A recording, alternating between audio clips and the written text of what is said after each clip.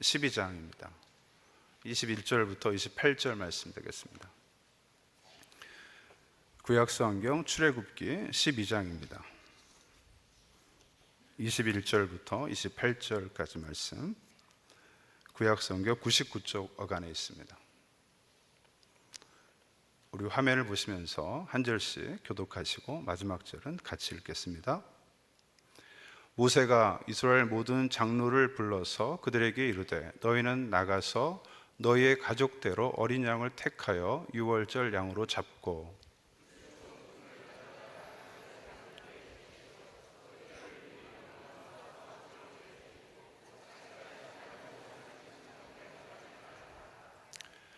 여호와께서 애굽 사람들에게 재앙을 내리려고 지나가실 때에 문 임방과 좌우 문설주의 피를 보시면 여호와께서 그 문을 넘으시고 멸하는 자에게 너희 집에 들어가서 너희를 치지 못하게 하실 것임이니라.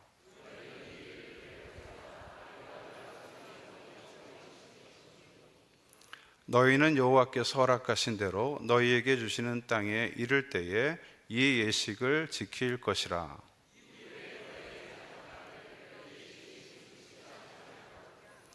너희는 이르기를 이는 여호와의 유월절 제사라. 여호와께서 애굽 사람에게 재앙을 내리실 때에 애굽에 있는 이스라엘 자손의 집을 넘으사 우리의 집을 구원하셨느니라 하라 하매 백성이 머리 숙여 경배하니라. 이스라엘 자손이 물러가서 그대로 행하되 여호와께서 모세와 아론에게 명령하신 대로 행하니라. 아멘. 네, 우리 서로 인사하도록 하겠습니다. 주의 이름으로 잘 될 것입니다.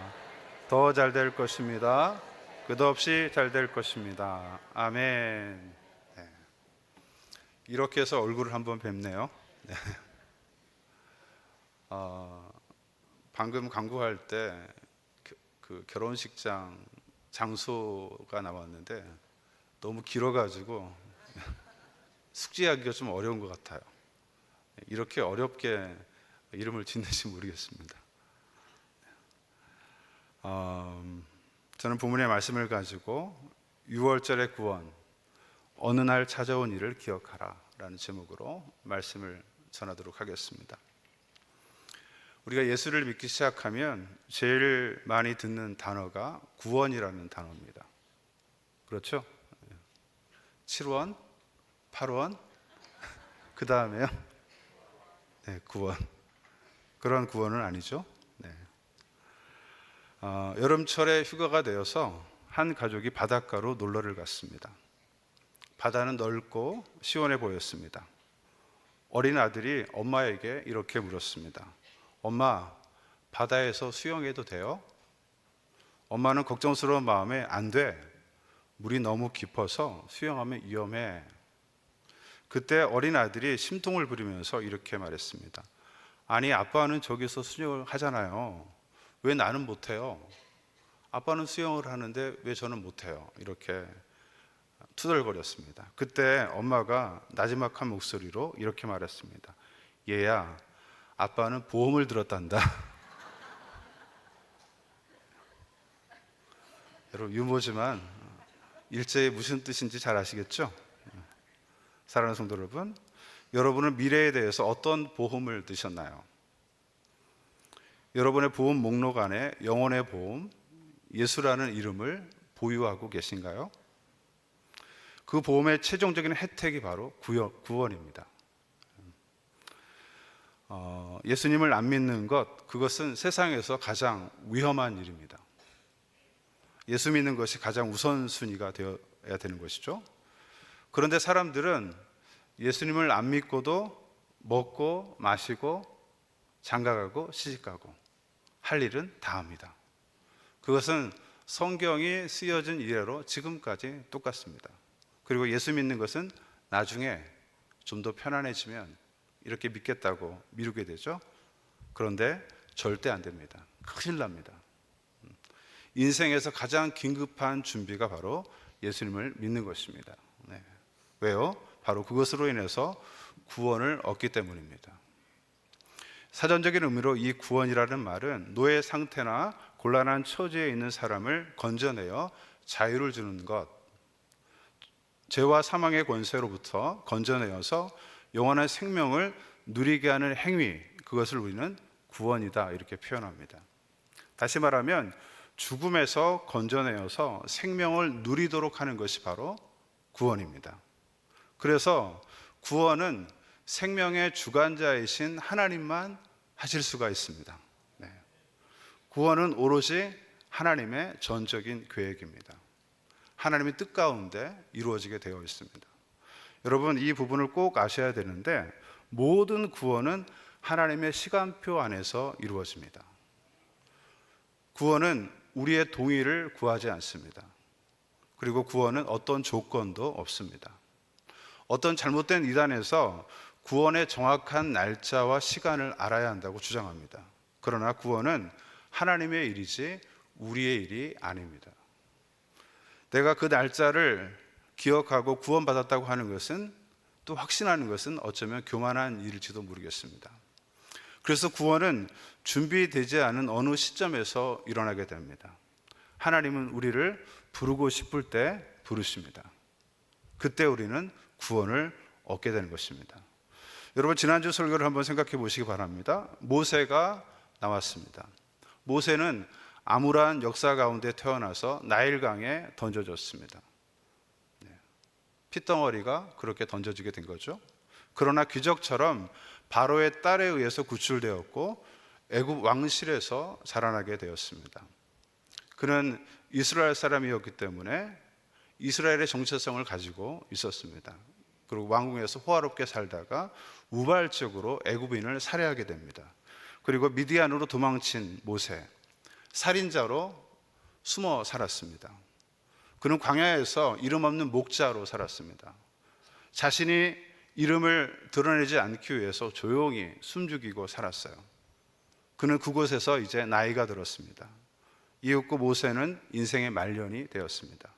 그런데 하필 그때, 더 이상 모세에게 아무 일도 일어날 것 같지 않은 그때에 하나님께서 모세를 부르셨습니다. 신기하죠? 왜 하필이면 그때 부를까? 좀 더 젊을 때 불렀으면 얼마나 좋을까요? 그런데 하나님은 그때 마침 부르셨습니다. 그래서 우리는 하나님을 가리켜서 깍쟁이신가? 이런 생각을 갖게 됩니다. 그것은 아니죠. 그것은 바로 구원을 이루어 가시는 하나님의 계획입니다. 구원은요, 하나님의 작품이기 때문에 하나님의 주도로 이루어집니다.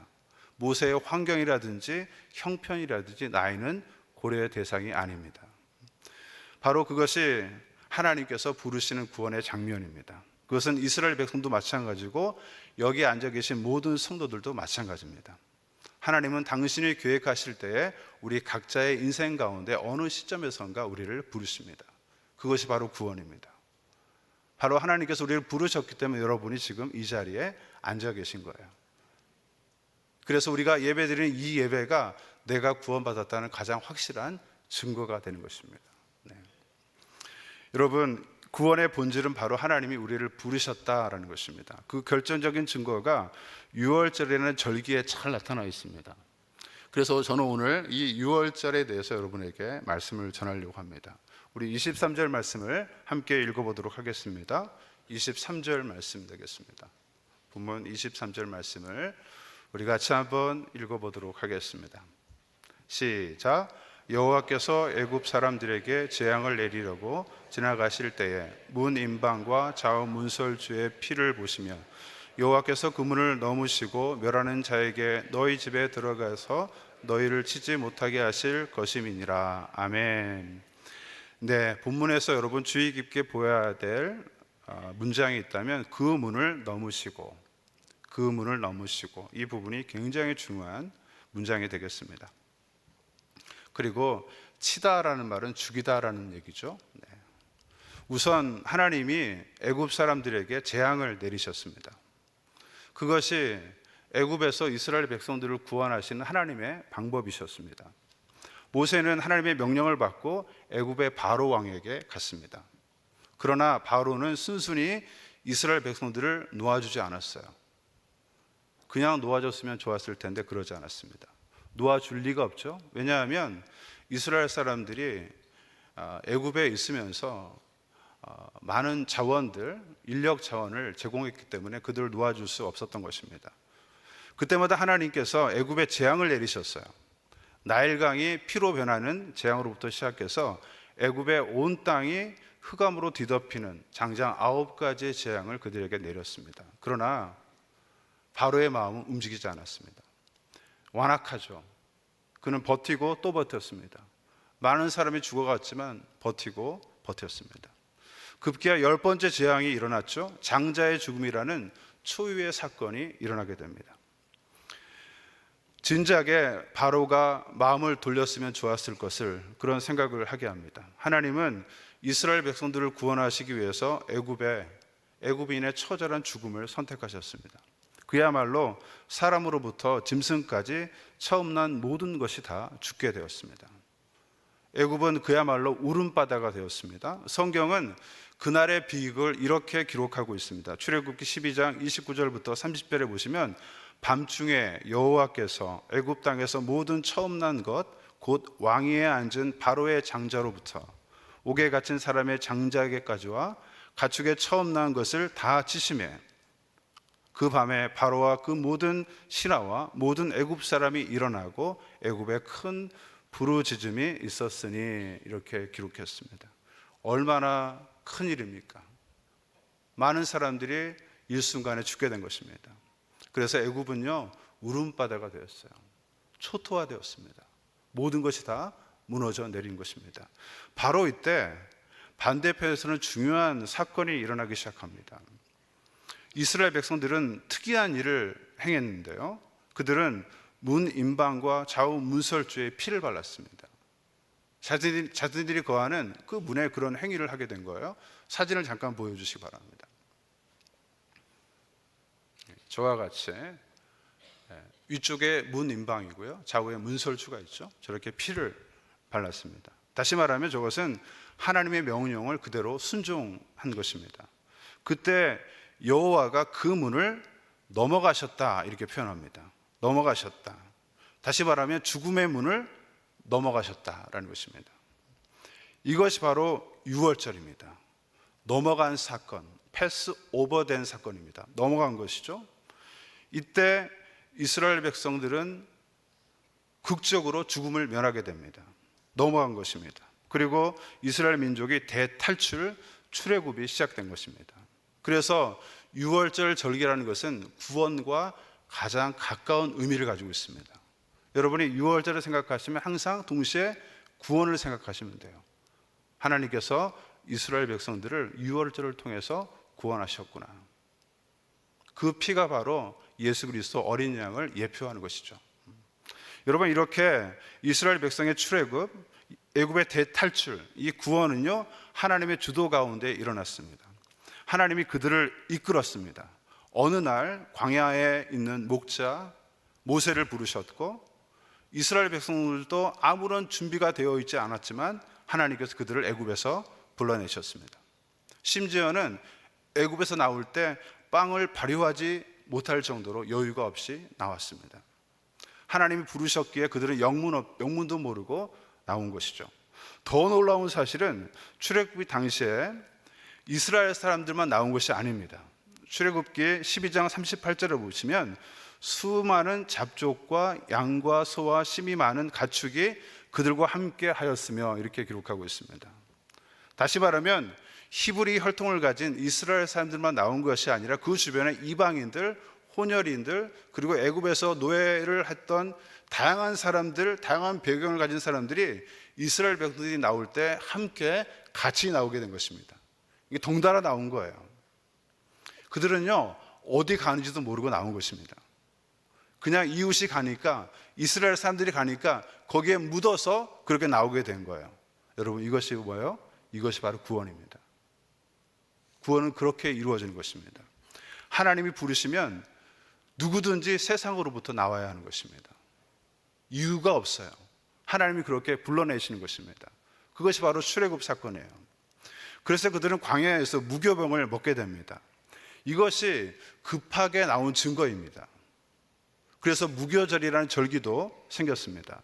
출애굽기 12장 39절에 보시면 그들이 애굽으로부터 가지고 나온 발교되지 못한 반죽으로 무교병을 구웠으니 이는 그들이 애굽에서 쫓겨났으므로 지체할 수 없었음이며 아무 양식도 준비하지 못하였음이라 이렇게 말하고 있습니다. 그들은요 준비 없이 나왔습니다. 심지어는 양식도 준비하지 못했어요. 그렇게 구원이 그들에게 이루어졌습니다. 하나님이 어느 한순간 이스라엘 백성 전체를 그렇게 애굽에서 구원시킨 것입니다. 이것이 구원의 본질입니다. 사랑하는 성도 여러분, 하나님은 구원을 만들어 가시는 분이십니다. 저는 여러분에게 이 사실을 간곡히 말씀드리기 원합니다.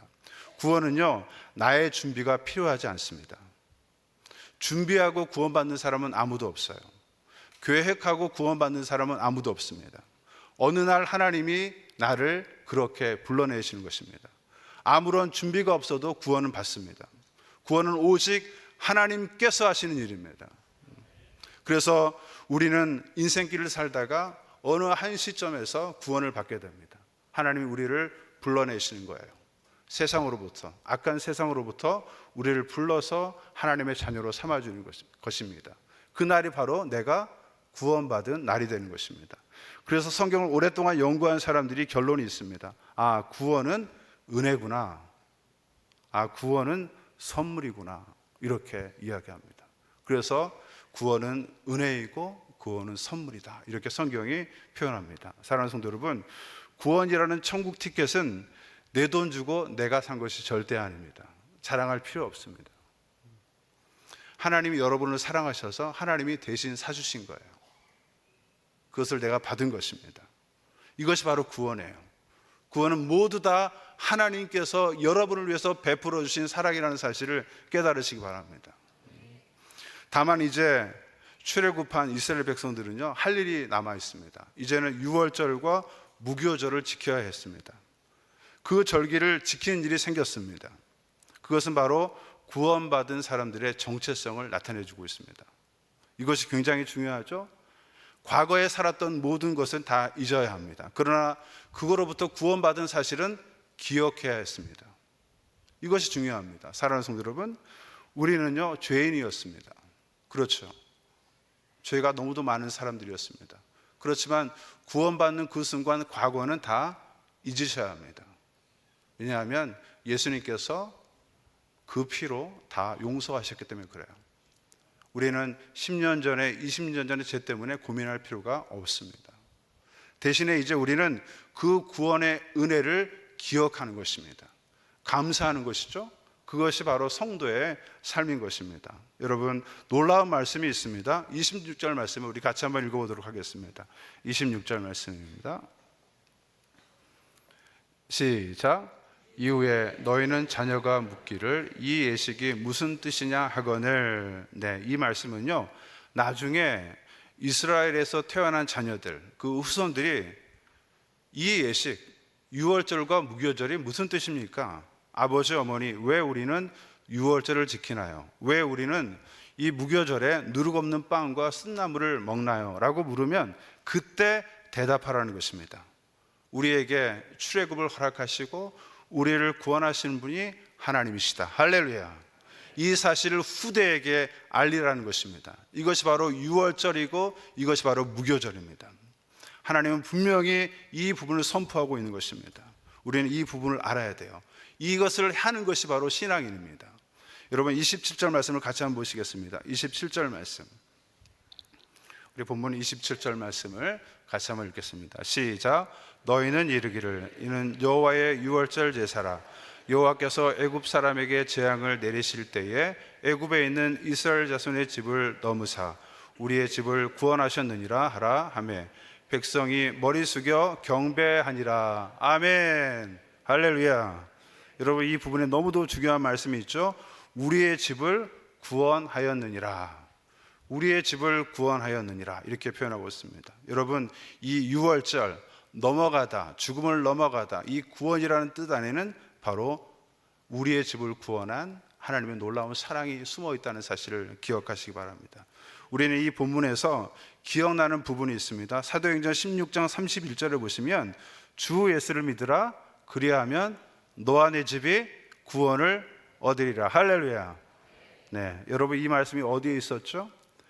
바로와 신라가 빌보 감옥에서 간수를 구원한 말씀입니다.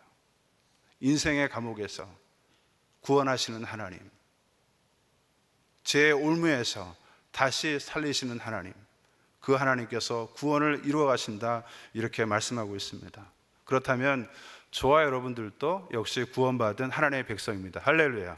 네. 그래서 우리는 그 구원을 후대에 전해야 합니다. 그래서 우리의 구원이 10년이 지나도 100년이 지나도 1000년이 지나도 기억되게 해야 하는 것입니다. 그것이 바로 우리가 해야 될 일이고 믿음의 사람들의 정체성이라고 볼 수 있습니다. 그렇다면 어떻게 그 구원을 기억할 수 있을까요? 이것이 중요하죠. 오늘 본문 맨 마지막 부분에 보면 머리 숙여 경배하니라, 이 부분이 나옵니다. 머리 숙여, 백성이 머리 숙여 경배하니라. 여러분 이 말씀이 무엇일까요? 바로 예배가 구원을 기억하는 의식이라는 것입니다. 네. 그래서 우리는요, 예배가 살아나야 합니다. 바로 여러분이 지금 예배하고 있는 이 순간 우리의 구원의 확신이 우리 안에 들어오는 것입니다. 우리가 예배하고 있다는 이 사실이 우리의 구원을 증명하는 것입니다. 그래서 우리는 날마다 예배의 생명을 걸어야 합니다. 예배의 의식을 통해서 내 구원을 확인받아야 하는 것입니다. 사랑하는 성도 여러분, 구원의 확신은 의지를 가지고 하는 것이 아닙니다. 내 의지로 나의 구원을 확신하는 것은 할 수가 없어요. 우리의 의지는 날마다 흔들립니다. 우리는 예배를 통해서 내 구원을 확신해야 합니다. 사랑하는 성도 여러분, 우리가 드리고 있는 이 예배가 바로 구원의 확신을 갖는 가장 중요한 증거라는 사실을 기억하시기 바랍니다. 우리는 더 나아가서 이제는 구원받은 백성으로서 어둠에 살고 있는 사람들을 볼 수 있는 눈이 있어야 합니다. 나만 구원받는 것이 아니라 나도 죄의 노예에 있었던 것처럼 여전히 아직도 죄의 노예에 잡혀 있는 사람들을 볼 수 있는 긍휼의 마음을 품어야 합니다. 이 두 가지 대단히 중요하죠. 구원에 감사해서 하나님을 예배하고 하나님을 섬기는 것입니다. 그리고 나의 과거를 생각하면서 아직도 죄 가운데 빠져 있는 사람들에게 예수 그리스도의 생명의 복음을 전하는 삶이 바로 그리스도인의 삶인 것입니다. 이것이 바로 하나님 나라의 백성이 하는 일이에요. 그렇다면 이 일을 할 때에, 이 일을 성실히 감당할 때 하나님 우리에게 말로 형용할 수 없는 기쁨을 허락하는 것입니다. 이것은요, 주님이 주시는 기쁨이에요. 본질적인 기쁨입니다. 우리가 예배를 통해서 또 예수 그리스도를 전함을 통해서 얻는 기쁨은요, 세상에 주는 기쁨과는 전혀 다릅니다. 사랑하는 성도 여러분, 예배의 기쁨, 복음 전함의 기쁨을 풍성하게 누리시는 우리 모든 성도 되시기를 주님의 이름으로 축복합니다. 네, 이런 찬양이 있습니다. 베드로의 고백이라는 찬양인데요, 제가 이 찬양의 가사를 읽으면서 구원의 내용과 대단히 가깝다라는 그런 생각을 해보았습니다. 이런 가사를 담고 있습니다. 날 부르심에 감사, 날 놓지 않으심 감사, 하늘 보좌 버리시고 날 사랑하심에 감사, 나의 모든 삶을, 남은 모든 인생을 예수님과 함께 걷겠습니다. 여러분, 이것이 바로 구원에 대한 감사죠. 예배에 대한 결단입니다. 제자가 되겠다는 결단을 담고 있는 찬양입니다. 사랑하는 성도 여러분, 이 찬양을 통해서 또 오늘 말씀을 통해서 여러분의 삶에 참되은 예배의 기쁨이 회복되기를 주님의 이름으로 축복합니다.